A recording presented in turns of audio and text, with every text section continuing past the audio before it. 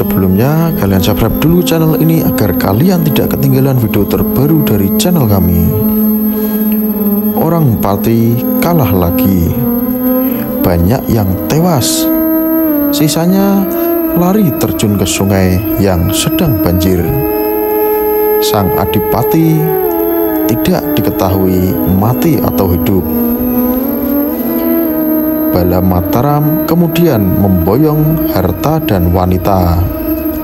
Jebolnya Pati ditandai tahun Sengkalan 1551. Sang Senopati pulang kembali ke Mataram bersama seluruh prajurit membawa kemenangan. Waktu itu Panembahan Senopati lestari selamat sejahtera meraja di negara Mataram.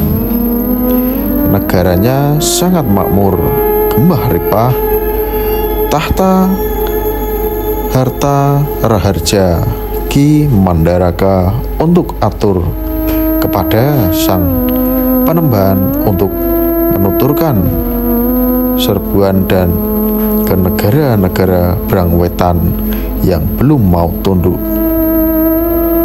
Jawabannya, Paman, sekarang belum waktunya. Kelak anak cucu saya, merekalah yang menaklukkan orang-orang di Brangwetan, serta seluruh tanah Jawa menjadi raja tanpa tanding. Saya ini cuma babat-babat saja.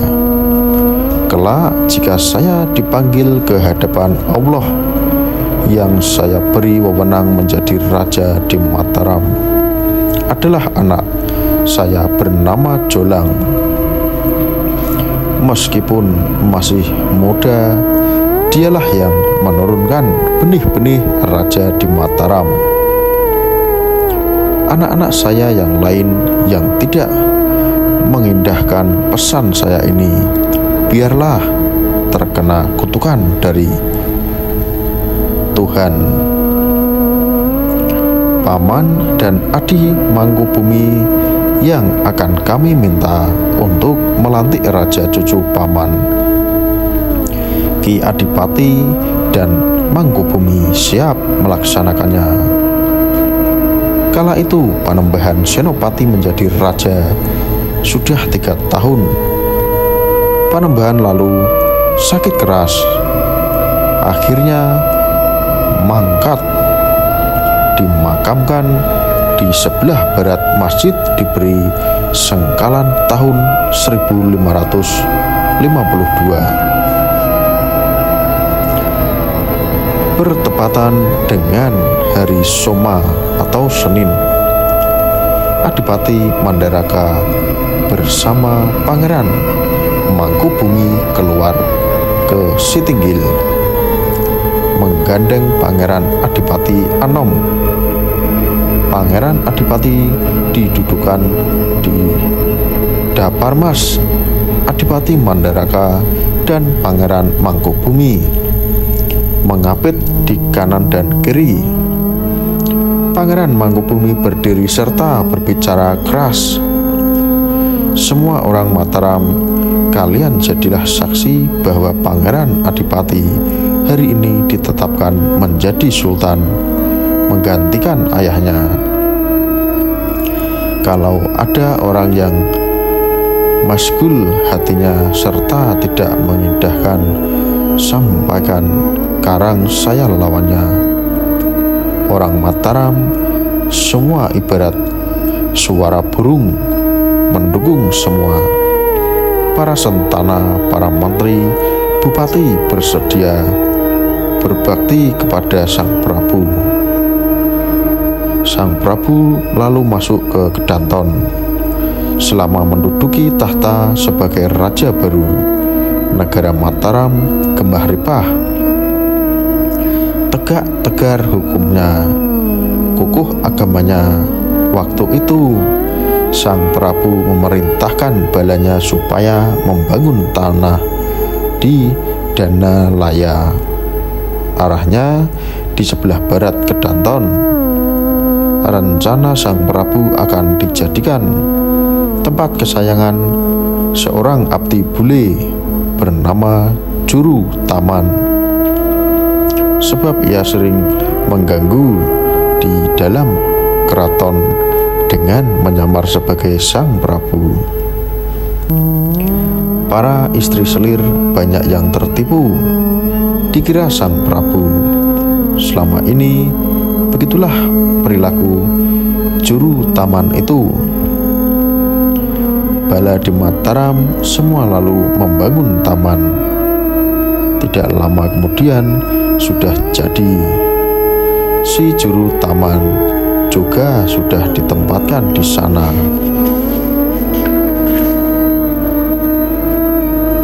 Sang Prabu bertepatan hari Respati, Kamis, keluar bersinowaka para sentana dan para menteri. Bupati lengkap menghadap semua. Cuma kakak Sang Prabu yang bernama Pangeran Puger tidak hadir atau sowan. Ia malu sebab jika sowan pun cuma duduk di bawah. Niatnya ingin mempunyai semacam negara sendiri, tetapi tidak mau minta kepada adiknya itu. Sang Prabu selama Sinemba melihat kakaknya tidak ada, lalu berkata kepada Ki Adipati Mandaraka, "Eyang, bagaimana pendapat Eyang tentang Kang Mas Puger? Hati saya tidak enak jika masih ada di Mataram ini. Rencananya akan saya angkat menjadi bupati di Demak." Ki Adipati Mandaraka dan para sentana menyetujui kehendak raja itu, bahwa diharapkan dapat menjadi benteng batas bagi negara Mataram. Sang Prabu utusan memanggil Pangeran Puger. Pangeran Puger segera datang, dipersilahkan duduk sejajar dengan sang raja. "Kang Mas, kakang saya angkat menjadi bupati di Demak. Berbahagialah di sana. Saya jadikan benteng ikut menjaga negara Mataram." Pangeran sangat berterima kasih. Sang Prabu lalu memasukkan ke dalam istana. Pagi harinya Pangeran Puger lalu berangkat bersama putra dan istrinya boyong ke Demak. Orang Demak sangat hormat dan setia semua padanya. Pangeran sudah ingat mulia di sana. Lama-kelamaan Pangeran Puger lupa kalau ada di bawah kuasa adiknya Sang Prabu. Ia berniat membangkang, merebut warisan di keraton. Semua akibat terkena hasut bawahannya yang bernama Adipati Gending. Pangeran Puger dibujuk untuk menjadi Raja Mataram. Bukankah beliau sebagai putra sulung punya hak mengganti Panembahan Senopati almarhum menjadi raja?